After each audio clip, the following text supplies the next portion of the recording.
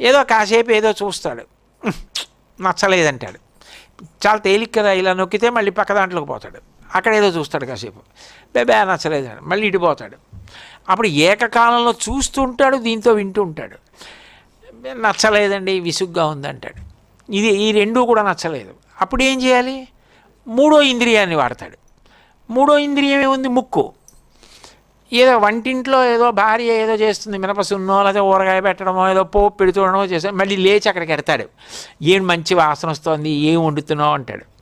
ఇది వండుతున్నానండి, ఏదో బీరకాయ నూలు పిండి పెట్టి వండుతున్నాను, ఇవాళ 12:30కే పెట్టే భోజనం అంటాడు. అప్పటికి ఆకలి వేసిందా లేదా, వాసన వచ్చింది కదా, వాసన చేత ఆనందాన్ని పొందాడు. కాసేపు ఆ వాసన చూస్తూ నించుని ఇంకా బాగుండదేమో అని అనిపిస్తే మళ్ళీ వెళ్తాడు, మళ్ళీ మారుస్తాడు ఇంద్రియాన్ని. ఎంతసేపు చూస్తాడు నూలుపిండి వాసన? అందుకని చర్మంతో ఏదో దాన్ని ముట్టుకుంటాడు, దీన్ని పట్టుకుంటాడు, ఆ వస్తువు తీస్తాడు ఇక్కడ పెడతాడు, ఈ వస్తువు తీస్తాడు అక్కడ పెడతాడు, ఇవన్నీ ఏవో చేస్తాడు. కాసేపు మనవడతో ముద్దులాడతాడు, మళ్ళీ విసుగొస్తుంది. మళ్ళీ ఏం చేయాలి? రసేంద్రియం ఒకటి మిగిలిపోయింది కదా, నాలుక. ఏం తింటాడు ఇంకా అస్తమానం? అందుకని ఏదో కొత్త ప్రయోగం చేద్దామని కొత్తగా ఊరగాయ పెడతారు కదా, అందులోంచి చెంచాతో పెచ్చెత్తి ఇంకా బాగా ఊరని పెచ్చి ఎలా ఉంటుందో చూస్తానని కడిగేసి ఆ పెచ్చు నవ్వులుతాడు. కాసేపు పెచ్చు నవ్విలితే ఉపయోగం ఉంది. ఏమిటంటే కుక్క చూడండి ఎముక నవ్వులుతుంది, నేను అలా అనకూడదు కానీ ఉపమానం. ఆ పెచ్చొక్కదాన్ని పళ్ళ కింద ఎట్టుకుని ఎంతసేపు నవిలి చప్పరిస్తున్నా దంతాలుగా బలం ఉండాలి, కానీ అలా ఏదో పుల్ల చొక్క దిగుతూనే ఉంటుంది. అలా కొంతసేపు అవుతుంది. ఆఖరికి అది ఎంత పీచ్ అయిపోవాలో అంత అయిపోయిన తర్వాత దాన్ని వదిలేస్తాడు, మళ్ళీ మొదలెడతాడు చూడడం. అంటే కళ్ళతో చెవులతో ఇంద్రియాలతో మార్చి మార్చి మార్చి మార్చి మనసుని సుఖపెడతాడు. అయిపోతుంది, ఆకలేస్తుంది, తినేస్తాడు, మళ్ళీ కాసేపు పడుకుంటాడు, తమో గుణం, మళ్ళీ లేస్తాడు, రజోగుణం. ఇలా తిరుగుతూనే ఉంటాడు జీవుడు. ఇవి విషయములతో సుఖములు అంటారు, ఇంద్రియములతో అనుభవిస్తూ ఉంటారు. శంకర భగవత్పాదులకి 32 సంవత్సరాల జీవితంలో ఈ ఇంద్రియ సుఖములతో సంగమే లేదు. నాకేమో సంగం లేకుండా లేదు, ఆయనకేమో సంగం లేదు. నా జీవితంలో ఇప్పటి వరకు ఏమో ఆ పైన ఈశ్వరానుగ్రహం ఎలా ఉంటుందో నాకు తెలియదు, కానీ ఇప్పటి వరకు నాకు ఇంద్రియ సుఖాలతోటి విషయ వస్తువులతోటి సంగము లేని రోజు లేదు, సంగము లేని క్షణము లేదు.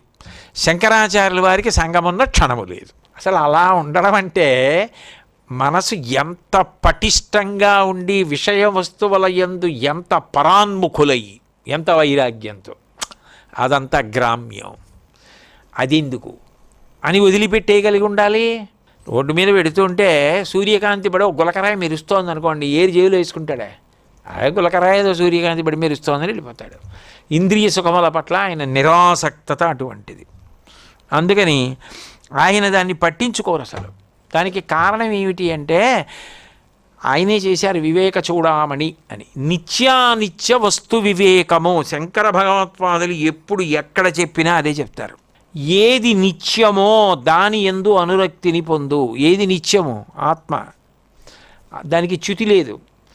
నిత్యమైన దానిని పట్టుకో, అనిత్యమైన దాని వెంట పరిగెత్తడం తగ్గించుకోవడం అలవాటు చేసుకో.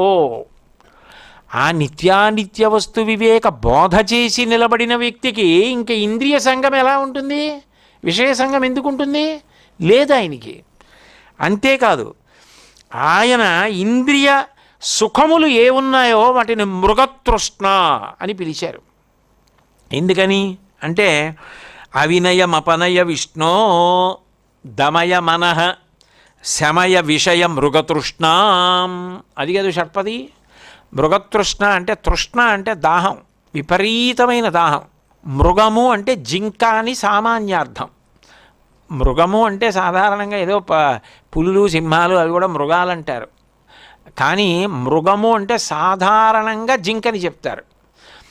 ఆ ఎడారిలో దూరంగా సూర్యకాంతి ప్రతిఫలించి పెద్ద నీటి పడియ ఉన్నట్లు